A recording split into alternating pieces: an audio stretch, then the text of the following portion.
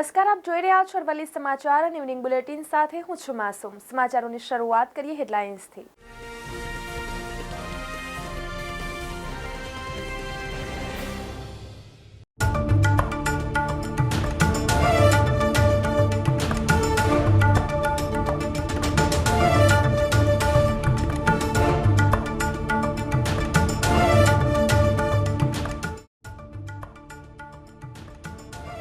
PM મોદીનું ભવ્ય welcome કરીને પુતિને જિનપિંગને આપ્યો સંદેશ, ચીન નહીં ભારત છે રશિયાનો ખાસ મિત્ર।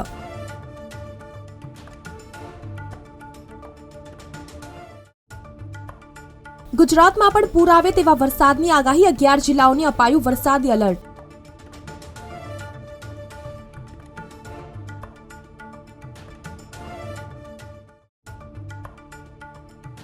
ગુજરાતના 10 લાખથી વધુ ખેડૂતોનું ચમકી જશે કિસ્મત, મુખ્યમંત્રી અને રાજ્યપાલે અધિકારીઓ સાથે કરી ખાસ બેઠક।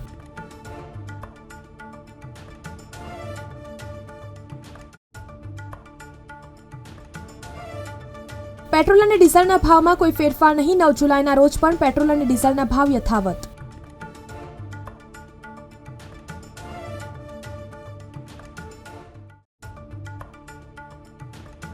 ગુજરાતના 300 થી વધુ પ્રવાસીઓ બદ્રીનાથ હાઈવે પર ફસાયા, અરવલ્લીના 20 થી વધુ શ્રદ્ધાળુઓ બદ્રીનાથ ચારધામની યાત્રામાં અટવાયા, સ્થાનિક તંત્રએ કલાકોની જહેમત બાદ હાઈવે કરાવ્યો ખુલ્લો।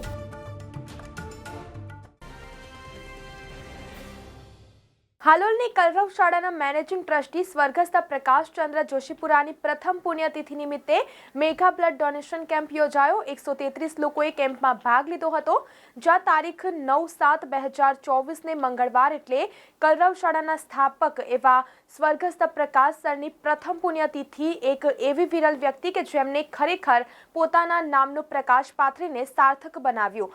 જેમ વાદળોની વચ્ચે સૂરજ સંતાય પરંતુ પોતાની આભાથી આકાશને દૈદીપ્યમાન કરે છે, તેવી જ રીતે પ્રકાશ સાહેબે પોતાના પ્રકાશથી કલરવ શાળાને દૈદીપ્યમાન કર્યું છે। આ પ્રથમ પુણ્યતિથિએ કલરવ પરિવારે શબ્દ સુમનથી તેમને શ્રદ્ધાંજલિ અર્પણ કરી હતી। તેની સાથે સાથે જેને માન સેવા એ જ પ્રભુ સેવાની ઉક્તિને સાર્થક કરી તેવા પ્રકાશભાઈના ધ્યેયને જીવંત રાખવા શાળામાં મેગા બ્લડ ડોનેશન કેમ્પનું આયોજન કરવામાં આવ્યું હતું।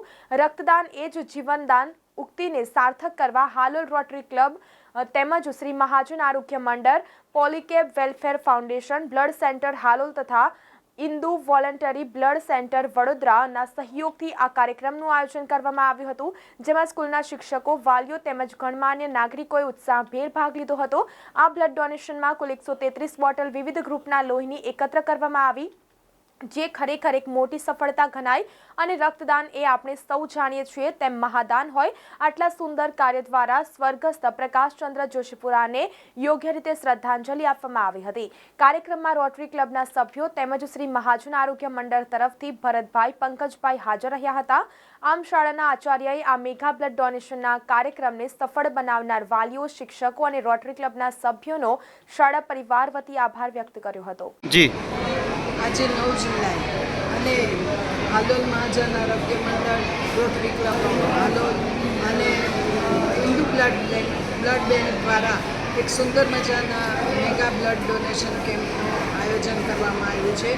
કારણ કે 9 જુલાઈ એટલે હાલોલના અમારા કલરવ સ્કૂલના ટ્રસ્ટી, મેનેજિંગ ટ્રસ્ટી શ્રી પ્રકાશભાઈની પ્રથમ પુણ્યતિથિ અને સાથે સાથે અમે એવું માનીએ છીએ કે રક્તદાન એ જીવનદાન છે, મહાદાન છે અને એને જો લોકોની જિંદગી બચાવવાનો ઉપયોગ થઈ શકતો હોય તો પ્રકાશ સરના જ અમે જે દિવસ એમના પોતાના કાયમના વચનો હતા એને યાદ રાખીને આજે આ કેમ્પ યોજ્યો છે।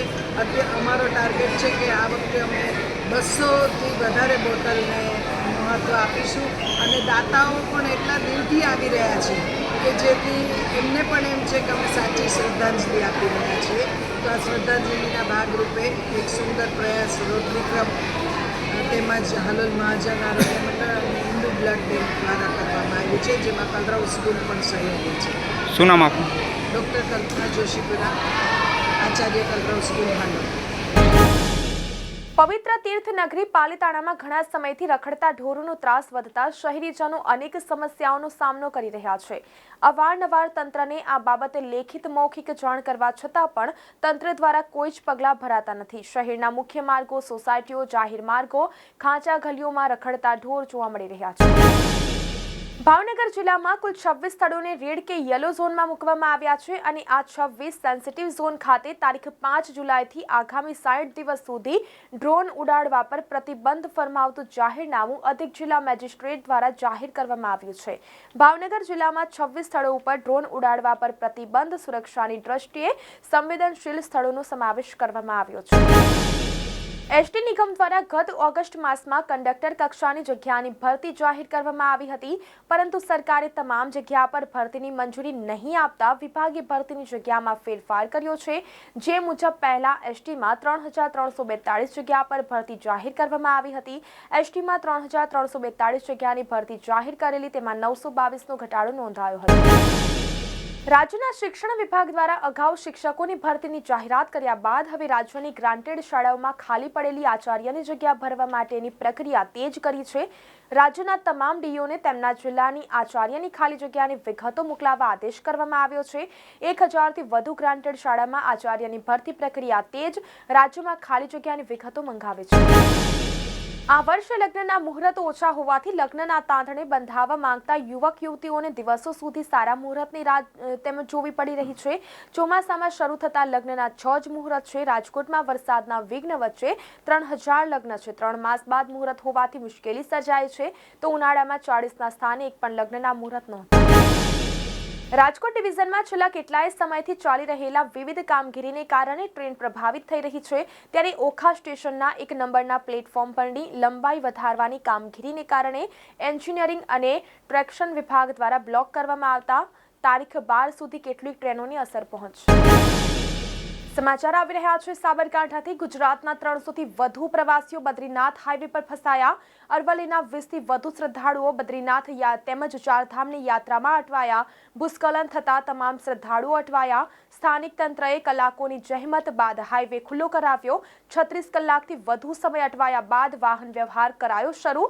ભૂસ્ખલનના પગલે હાઈવે થયો હતો બંધ, તો વહીવટી તંત્ર દ્વારા રસ્તો ખુલ્લો કરવા ભારે જહેમત ઉઠાવવામાં આવી. તો સાબરકાંઠા અરવલ્લી જિલ્લાના શ્રદ્ધાળુઓએ ભગવાનનો આભાર વ્યક્ત કર્યો. તો સિંગલ પટ્ટીમાં ખાઈની બાજુથી જ રસ્તો પસાર કરતા વિડીયો સામે આવ્યા છે. ડુંગરના પથ્થર તોડી તંત્ર દ્વારા રસ્તો ખુલ્લો કરવામાં આવ્યો. ગુજરાતના 300થી વધુ પ્રવાસીઓ બદ્રીનાથ હાઈવે પર ફસાયા.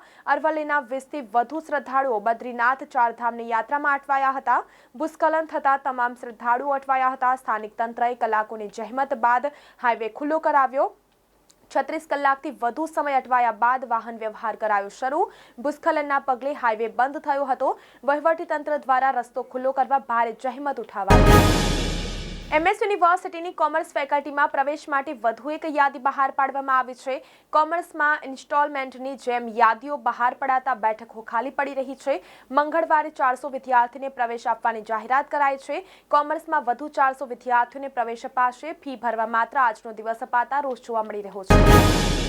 પ્રધાનમંત્રી નરેન્દ્ર મોદી સોમવારે 2 દિવસના પ્રવાસે રશિયા પહોંચ્યા. ત્યારે એરપોર્ટ પર તેમના સ્વાગત દરમિયાન જાણે રશિયાએ ચીનને આડકતરી રીતે સ્પષ્ટ સંદેશ આપી દીધો છે. મોસ્કો પહોંચ્યા ત્યારે પીએમ મોદીને જે પ્રકારે મહત્વ આપવામાં આવ્યું તેનાથી ચીનના રાષ્ટ્રપતિને પેટમાં દુખે તે સ્વાભાવિક છે. પીએમ મોદી જ્યારે રશિયા પહોંચ્યા ત્યારે તેમનું સ્વાગત કરવા માટે રશિયાના ફર્સ્ટ ડેપ્યુટી પીએમ તેમજ ડેનિસ મંટરોવ હાજર રહ્યા હતા. આ અગાઉ જ્યારે ચીની રાષ્ટ્રપતિ રશિયા પહોંચ્યા હતા ત્યારે તેમનું સ્વાગત આ પ્રકારે જોવા મળ્યું નહોતું. ગુજરાતીઓ વરસાદની કાગડોરે રાહ જોઈ રહ્યા છે. આ વચ્ચે આજે પણ દક્ષિણ ગુજરાતમાં યલો એલર્ટ આપવામાં આવ્યું છે. તેમજ હવામાન વિભાગે કુલ 11 જિલ્લાઓમાં ભારેથી અતિભારે વરસાદની આગાહી કરી છે. આજે 11 જિલ્લામાં ભારે વરસાદની હવામાનની આગાહી છે, જેમાં સુરત, નવસારી, વલસાડ અને ડાંગમાં વરસાદની આગાહી કરવામાં આવી છે. તો તાપી, નર્મદા, પંચમહાલ, દાહોદ, મહીસાગર, છોટાઉદેપુર, નવસારીમાં વરસાદ આવશે. ગુજરાતમાં એક વર્ષમાં વધુ 10 લાખ ખેડૂતો પ્રાકૃતિક ખેતી પદ્ધતિ અપનાવે એવા લક્ષ્ય સાથે કામ કરવાની આવશ્યકતા હોવાનું ગુજરાતના રાજ્યપાલ આચાર્ય દેવવ્રતજીએ જણાવ્યું. તો આ સાથે જ મુખ્યમંત્રી ભૂપેન્દ્ર પટેલે કહ્યું કે પ્રાકૃતિક ખેતી એ ગુજરાત સરકારનું મિશન છે. પીએમ મોદીએ આપેલા આ સ્પેશિયલ ટાસ્ક સફળતાપૂર્વક પૂરો કરવા ગુજરાત કટિબદ્ધ છે. જ્યારે કૃષિમંત્રી રાઘવજી પટેલે જણાવ્યું કે ગુજરાતમાં રાસાયણિક ખાતરનો વપરાશ ઘટતા કેન્દ્ર સરકાર પ્રોત્સાહન તરીકે રૂપિયા 1000 કરોડ ફાળવશે, જે પ્રાકૃતિક કૃષિના વિકાસ માટે વપરાશે. સમયની સાથે પરિસ્થિતિઓ બદલાઈ રહી છે. હવે પેટ્રોલ ડીઝલનો ભંડાર દુનિયાભરમાં ધીરે ધીરે ઓછો થઈ રહ્યો છે. એ જ કારણ છે કે ડિમાન્ડ એન્ડ સપ્લાયના નિયમ અનુસાર તેના ભાવમાં વધારો થઈ રહ્યો છે. તો જાણો આજે રાહત મળી છે કે નહીં. નવી યાદી મુજબ પેટ્રોલ અને ડીઝલના ભાવમાં કોઈ ફેરફાર નથી થયો. 9 જુલાઈના રોજ પણ પેટ્રોલ અને ડીઝલના ભાવ યથાવત છે. છેલ્લા ઘણા દિવસોથી પેટ્રોલ અને ડીઝલના ભાવમાં કોઈ ફેરફાર કરવામાં નથી આવ્યો. તો ઇવનિંગ બુલેટિનમાં અત્યારે બસ આટલું જ. નમસ્કાર.